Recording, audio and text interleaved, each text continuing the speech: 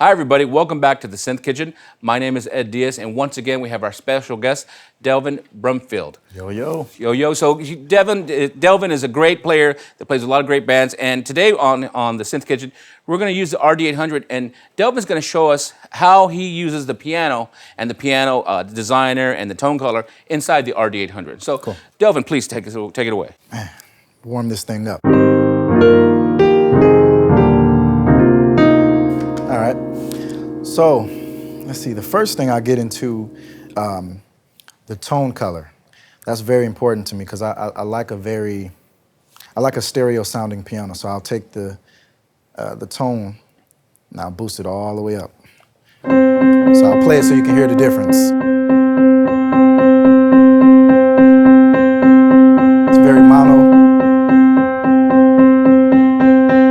It's a very wide sound. Yeah, you can actually hear it opening up when you turn it wide.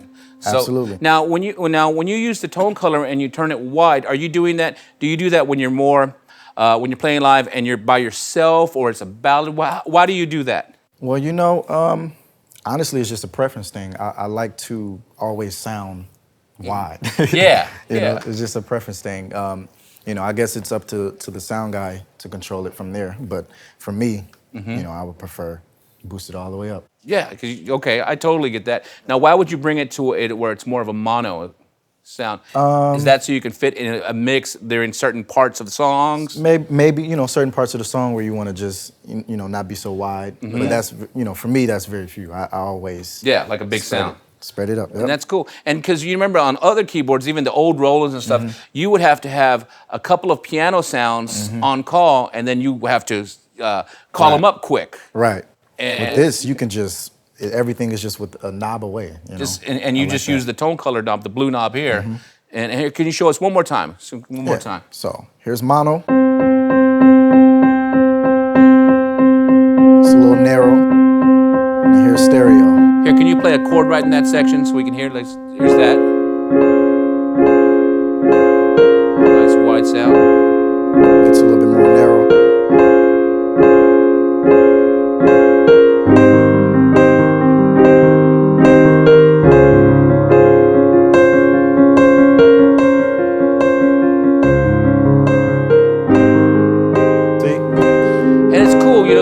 So you guys listening at home or wherever you're listening to, if you put on some headphones or you have some real nice monitors, you actually you physically hear it, or you almost feel it in your ears.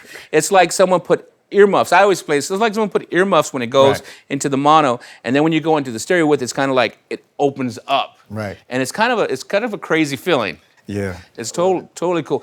Now, there's something else in here on the RD-800 called the piano designer. Now, as you know, everybody is super picky about their pianos. Yes. And a piano that you think is amazing, I might say, oh, I don't like that piano, and I'll pick one, and you're like, I don't like your piano. It's terrible. It's terrible. Right. So, I don't think it was terrible. Okay. We'll work on it. We'll work on it. We'll work on it. But we can work on it with the piano designer. Right here. So go ahead. Okay, so first, if you guys can see the screen, it says designer and it says enter. Hit the enter button, hit enter again, and that takes you to the piano designer parameters. So, like for example, the damper noise. That's important because for me, I love acoustic pianos. That's my favorite thing if you ask me. So I like to add a little bit of the damper noise.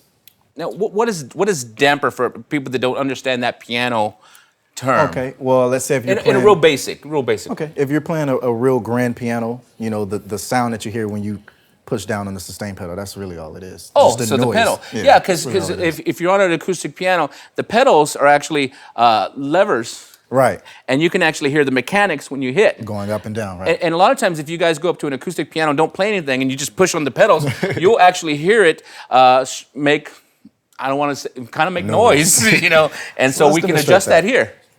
So, here's the noise. Let it ring out, yeah. There it is. Yeah. Pretty cool. So I add a little bit of that. Another thing I like to add is the hammer noise. Sometimes I boost that all the way up +2. And now when you say hammer, those are the little white inside, they're the parts of the piano that actually strike the string, the hammer. Make noise. Now, why would we make a hammer? We'll prefer a soft hammer or a hard hammer. What's the difference between that? Well, it just depends on how you plan. So, let's say I'll play it without the hammer noise. Okay.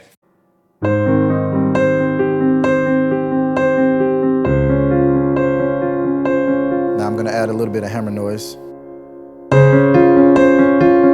It's definitely a more percussive, kind of more of a percussive sound. Yep. Yep.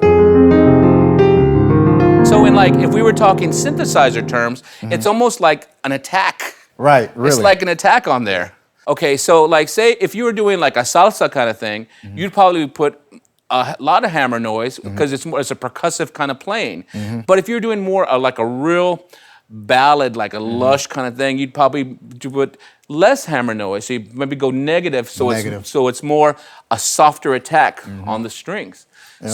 So right there, Delvyn is kind of customizing his piano per what he's playing from using the same piano. And the best thing about it, you can do it all live. You don't have to, save the sound, do it like this.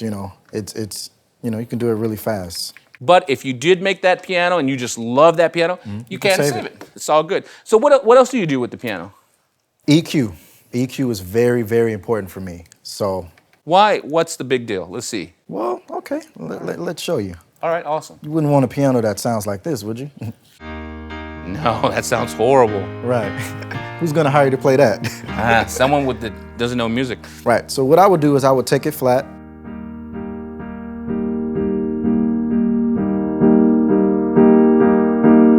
Flat EQ, right? Yeah. It's pretty cool. It sounds good already. Could you play a little bit more on that? And that sounds good, and that might sound great in your studio. Right. But like if you're in a big hall, it may not sound that good. So what do you do? So for me, I love to be thick, so I like to add a little bass. Cool. Take away a little bit of the mids, just to clean it up, and then boost the highs just a little bit. And there it is. That's my EQ.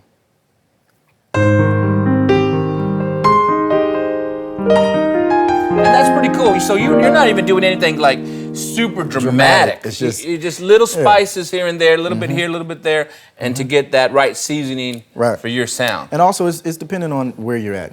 Stadium, you may want to add a little bass. You want to get some thunder. Yeah, because if you're in a big stadium, you probably got the big side arrays. Right. Yeah. And that's totally cool.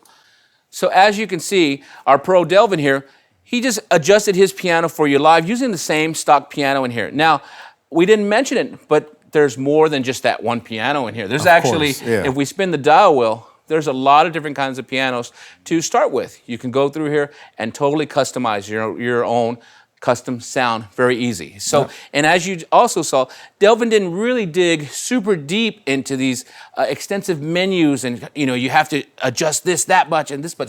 Little spice, a little seasoning to make it yours, and you can have it like you want it. So great. Well, thank you so much, Delvyn. My name is Ed Diaz. This is the Synth Kitchen, and you've been watching the RD-800, how to create your own custom piano. You guys take care.